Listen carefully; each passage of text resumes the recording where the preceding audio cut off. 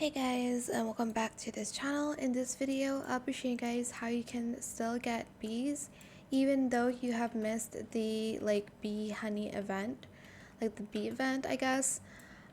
So basically you will need to have a friend, or you can kind of trade as well with strangers. If they have bees, you can buy it for them or trade with them.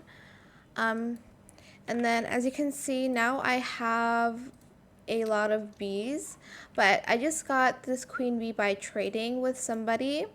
And then I just place it in my garden, and then place it where you're able to kind of collect a lot of the plants, because later the bee will pollinate the plants, and then once the queen bee or whichever bee you get has pollinated all of the plants, well, not all of it, some of it, you can then wait for the traveling merchant to come by. It's not a bit, well, it's not here right now, but basically once the honeybee traveling merchant is here, you can then submit your pollinated plants here.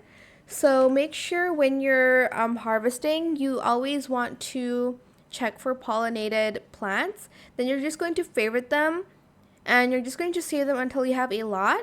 Then you're going to, when the traveling merchant is here, you're going to kind of give the fruits, and then you'll get honey points, and then you're going to get honey pots, and then you'll be able to purchase stuff like bee eggs and flower seeds. The most important thing you want to do is bee eggs, especially if you borrowed the bee from your friend.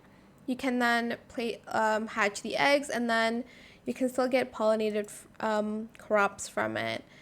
But yeah, that's pretty much it really. As you can see, I have now 1, 2, 3, 4, 5. I think I have 6. I have one in my inventory, but I want to give it to my older brother because he hasn't gotten the bee yet. So yeah, that is it. I hope it was helpful for you guys. Don't forget to like, comment, share, and also subscribe to this channel if you haven't done that already. If you have any more questions about this video, just leave it in the comment section down below.